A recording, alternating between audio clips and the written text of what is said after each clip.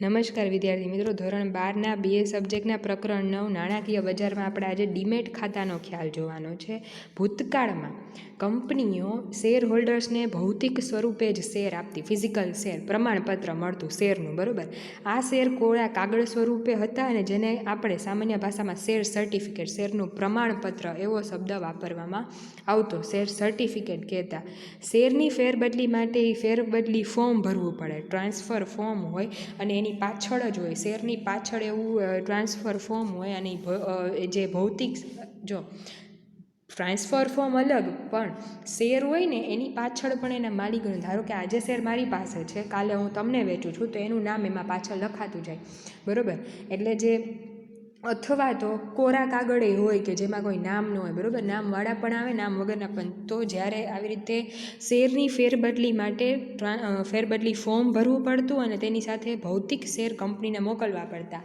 શું પ્રોસિજર થઈ? મારે વેચવા છે તો મારે ટ્રાન્સફર ફોર્મ ભરવાનું, જેને લેવા છે એનું એમાં નામ આવે, મારે પાસે જે સર્ટિફિકેટ છે એ મારે કંપનીને પરત કરવાનું. આ બધી વિધિ લાંબી અને કંટાળાજનક હતી. ભૌતિક સ્વરૂપના શેરની તકલીફો નિવારવા માટે જામીનગીરીઓ જેવી કે શેર, ડિબેન્ચર, બોન્ડ, સરકારી જામીનગીરીઓ, યુનિટ, આજે બધી વસ્તુ જે છે, શેર, ડિબેન્ચર, બોન્ડ, સરકારી જામીનગીરીઓ, યુનિટ એટલે મ્યુચ્યુઅલ ફંડમાં રોકો એમ, યુનિટ વગેરે ઇલેક્ટ્રોનિક સ્વરૂપે જાળવવામાં આવે છે. ઇલેક્ટ્રોનિક સ્વરૂપે જાળવવામાં આવે છે ત્યાંથી આ ડીમેટ ખાતાનું અસ્તિત્વ આવ્યું. ઇલેક્ટ્રોનિક સ્વરૂપે એટલે કઈ રીતે?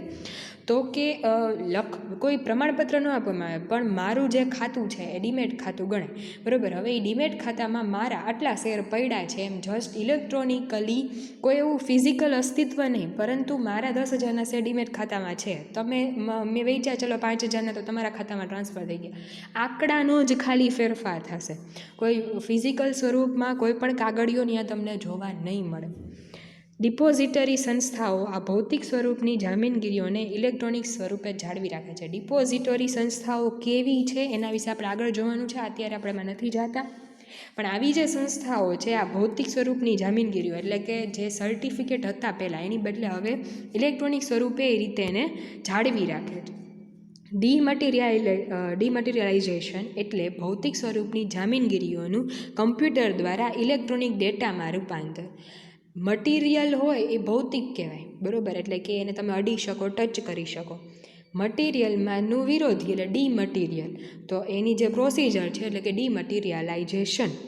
તો આ જે ડીમટીરિયલાઇઝેશન થાય છે એનાથી શું થશે કે જે ભૌતિક સ્વરૂપની વસ્તુ છે, ભૌતિક સ્વરૂપની જામીનગીરીઓ છે, એનું કમ્પ્યુટર દ્વારા, એટલે કમ્પ્યુટરના ઇલેક્ટ્રોનિક ડેટામાં, જેમ આપણો ડેટા કેમ બધો સચવાયેલો હોય એમ ઇલેક્ટ્રોનિક ડેટામાં એનું રૂપાંતર થશે.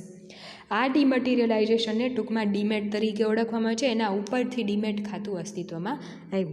ડિપોઝિટરી ધારો 1996, ડિપોઝિટરી એક્ટ 1996 અન્વયે રોકાણકારોને ભૌતિક સ્વરૂપે અથવા ડીમટીરિયલાઇઝ્ડ સ્વરૂપે જામીનગીરીઓ ધારણ કરવાનો વિકલ્પ મળે છે.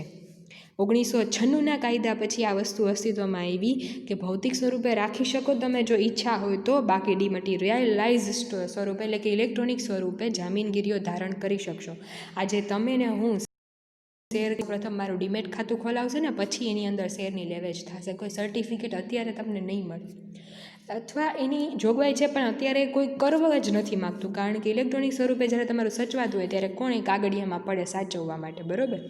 રોકાણકારે ડિપોઝિટરીની સેવા પ્રાપ્ત કરવી હોય, એટલે કે ધારો કે મારે ડિપોઝિટરીની સેવા પ્રાપ્ત કરવી હોય, એટલે કે ડીમટીરિયલાઇઝ્ડ સ્વરૂપે મારે શેર લેવા કરવા હોય તો તેણે ડિપોઝિટરી પાર્ટિસિપન્ટ પાસે ડીમેટ ખાતું ખોલાવવું પડે છે. ડિપોઝિટરી પાર્ટિસિપન્ટ નામનો પર્ટિક્યુલર નાનો કોઈ વ્યક્તિ હશે, બરાબર. એ કોણ છે? તો કે એ ડિપોઝિટરીના પ્રતિનિધિ કે ત્યાંના કોઈ એજન્ટ છે કે જે આવું પ્રકારનું ખાતું મને ખોલી આપશે. ડિપોઝિટરી પોતાના પ્રતિનિધિ કે એજન્ટ મારફતે ડીમેટની સેવા આપે છે. ડિપોઝિટરી સંસ્થા એ પોતાના પ્રતિનિધિ કે એજન્ટની મારફતે રોકાણકારને, એટલે કે મને, ડીમેટની સેવા આપે છે. રોકાણકાર એટલે કે મારે ડીમેટ ખાતું ખોલાવવા માટે વિનંતી કરતું ફોર્મ ભરીને ડિપોઝિટરી પાર્ટિસિપન્ટને આપવું પડે છે. ડિપોઝિટરી પાર્ટિસિપન્ટ ડિપોઝિટરી ડિપોઝિટરી સભ્ય જે છે એને મારે આ ખાતું ખોલાવવા માટે વિનંતી કરતું એક ફોર્મ ભરી અને આપવું પડે કે મારે આ ખાતું ખોલાવવું છે. પછી એની અંતર્ગત એના પ્રતિનિધિ કે જે એજન્ટ જે પાર્ટિસિપન્ટ જે છે એ મને એ ખાતું ખોલી આપશે, એની સેવા મને આપશે. આટલું ડીમેટ ખાતું છે. હવે ડિપોઝિટરી શું છે એનો અર્થ અને સમજૂતી જોઈ લઈએ. એના પ્રકારો કાલે જોશું. અર્થ અને સમૃદ્ધિ. ભારતમાં કંપની ધારા અન્વયે નોંધાયેલી કંપની ડિપોઝિટરી તરીકે કામ કરી શકે છે. કોઈપણ નોંધાયેલી કંપની ડિપોઝિટરી તરીકે કામ કરી શકે છે. ડિપોઝિટરી કાયદો ઓગસ્ટ 1996થી અમલમાં આવ્યો છે. ડિપોઝિટરી એ તેની કામગીરી શરૂ કરતાં પહેલાં સેબી પાસેથી નોંધણીનું પ્રમાણપત્ર મેળવવું પડે છે. સેબીના અંતર્ગતમાં રહીને કામ કરવું પડશે, એટલે સેબી પાસેથી એને નોંધણીનું પ્રમાણપત્ર મેળવવું પડશે. ડિપોઝિટરીની કામગીરીનું નિયંત્રણ ડિપોઝિટરી કાયદા અને સેબી દ્વારા થાય છે. જેનો કાયદો અસ્તિત્વમાં આવ્યો એના દ્વારા અથવા તો સેબી દ્વારા એનું નિયંત્રણ થાય છે. સમગ્ર ડિપોઝિટરી પ્રક્રિયામાં ડીમેટ ખાતું અને ડીમટીરિયલાઇઝેશન એ બે વસ્તુ કેન્દ્ર સ્થાને છે. ડિપોઝિટરી પ્રક્રિયા જે આખી છે એની અંદર કોઈ બે વસ્તુ તમને જોવા મળશે. એક તો ડીમેટ ખાતું કે જેની અંતર્ગત ડીમેટ ખાતા ધારકો એટલે કે જે શેર ખરીદનારા છે, શેરમાં રોકાણ કરનારાઓ છે અને ડીમટીરિયલાઇઝેશન એટલે કે ભૌતિક સ્વરૂપના શેરને ઇલેક્ટ્રોનિક સ્વરૂપમાં ફેરવવા, આ બે વસ્તુ એની અંદર કેન્દ્ર સ્થાને છે. અને આ કોણ હોઈ શકે ડિપોઝિટરી? તો કે કંપની ધારા અન્વયે નોંધાયેલી કોઈ પણ કંપની, એને ડિપોઝિટરી તરીકે બતાવવું પડે, નોંધણી કરાવવી પડે. ડિપોઝિટરીનું પ્રાથમિક કાર્ય ભૌતિક સ્વરૂપની જમીનગીરીનું ઇલેક્ટ્રોનિક સ્વરૂપમાં પરિવર્તન કરવાનું છે અને ઇલેક્ટ્રોનિક સ્વરૂપે જાળવી રાખવાનું. પછી એ ડેટા ક્યાંય જાવો ન જોઈએ એટલો એ સેફ હોય. બરાબર? કે મારા ખાતામાં કેટલા છે, તારા ખાતામાં કેટલા છે, એ બધી વસ્તુ ચોક્કસ રીતે સચવાયેલી હોય. એમાં કોઈ બી પ્રકારનું ફ્રોડ ન થાય, એમાં કોઈ બી પ્રકારનું પ્લસ માઇનસ ન થાય. એ બધી વસ્તુનું ધ્યાન, અને એ એટલું સેફ જ હોય, એટલું સિક્યોર જ હોય કે એમાં કોઈ પણ પ્લસ માઇનસ ન કરી શકે. આ ઉપરાંત જામીનગીરીઓના સોદા સંબંધિત સેવા પૂરી પાડવાનું છે. જામીનગીરીના સોદા સંબંધિત સેવાઓ એટલે મારે ખરીદવું છે, તમારે વેચવું છે, તો ડીમેટ ખાતામાંથી પ્લસ માઇનસ કરી એટલે મારે એ જે તે વ્યક્તિને જે શેર બજારમાં હું આ કરું છું એ લોકો દ્વારા ડીમેટ ખાતામાં પ્લસ માઇનસ થશે. આ બધી વસ્તુની પ્રક્રિયા, આ બધી વસ્તુની સેવા પૂરી પાડવાનું કામ કોણ કરે છે? ડિપોઝિટરી સંસ્થા. બે પ્રકારની છે અત્યારે, national securities depository limited NSDL અને બીજું છે central depository service limited CDSL. આ બે પ્રકારની ડિપોઝિટરી અત્યારે કામ કરે છે.